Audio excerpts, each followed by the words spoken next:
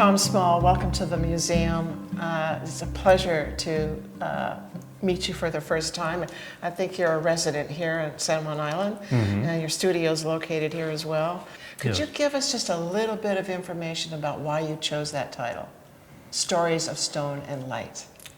Well, the more I work, the more I look for light inside the stone. And this piece here is a great example of where I let light move through the stone. And if you look around, you can see many of these pieces are punctured or opened up or have glass as windows, so light is moving through the stone.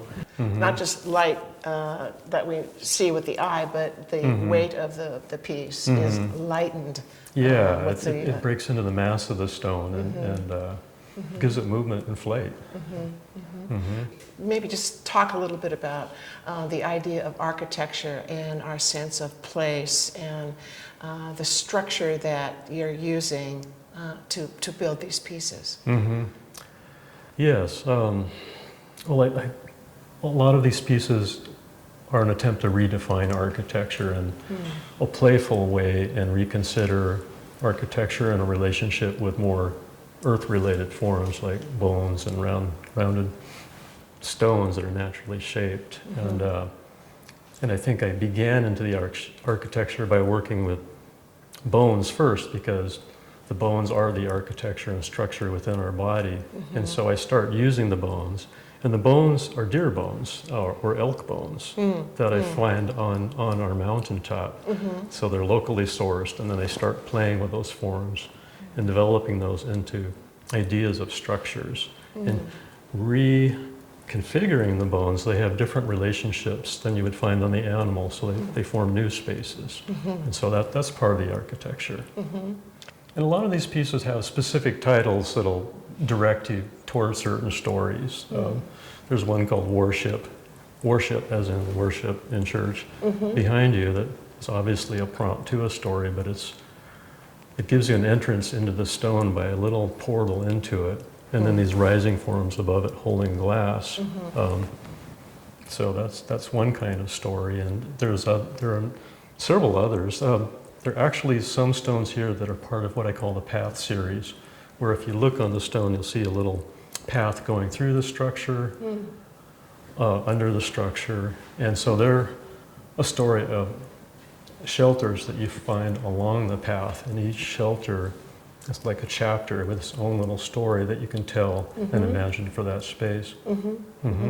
Do you want you to tell the viewer the story, the narrative, or do you want the viewer to formulate their own story, their own narrative? What would that be? Well, that's a great question, because I really like the viewer to form their story. And I only want to give enough information that they begin to tell a story. And then I would love to hear what they think, because I think people's minds are so diverse, and there's so many ways the stories can go.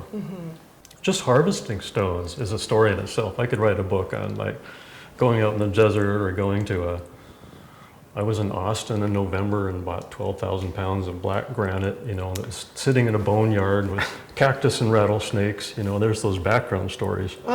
And so you bring the pieces together, and each brings some of that story to the finished piece. Like this is salvaged granite from a remote location, and this is columnar basalt from the big lava flows in eastern Washington. And this, I go out in the fields to get this out of the desert, and this is a piece of that. So several of these are fusions of 3 or 4 materials, and it's really great that they bring together a different place on the planet in nature and bring it to one place to tell the story. Let's talk about this piece first. You just talked to me about bones and structure and paths. So let's start with bones first, because I have an affinity with bones myself. So please, let's work with this. And so this is an image that you've taken from?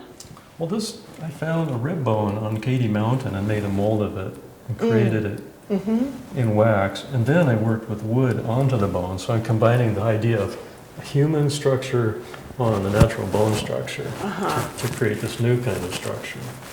And the pathway. Here's the indication of the pathway. It's really subtle. But I sort of marked in this line, so it suggests that you can go under this and feel the sense of being inside a shelter. And it's part of the whole path concept of many pieces represent a segment or a chapter along the pathway. So it seems to me that you're building models, if you like, size, right? You're building these, and they are enclosures.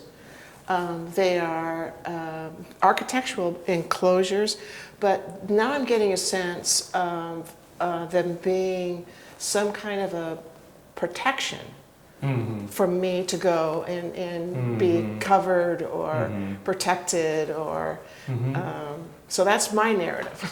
That's my story. Did you start with wood?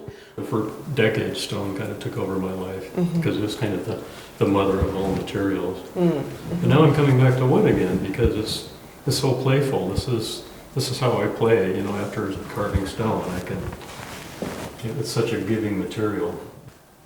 Well, I can certainly see some of the architectural element, but I can also see some South Pacific Islander carvings and imagery here. I mean, that's my story that I'm putting into it, okay? But that's kind of what I'm seeing here.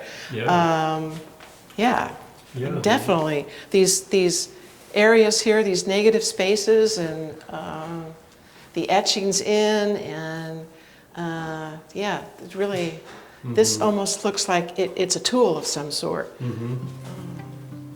I look forward to touring people through this show, and especially children, and what you and I talked about earlier, and that is having children give me, because you know they're always filled with stories when they see something, and I'll try and pass that on to you if I hear any really rich nuggets of information, stories. That would be wonderful. It'd be fun, yeah. But I really look forward to touring people through, especially children. Good. Thank you for being here. Well, thank you.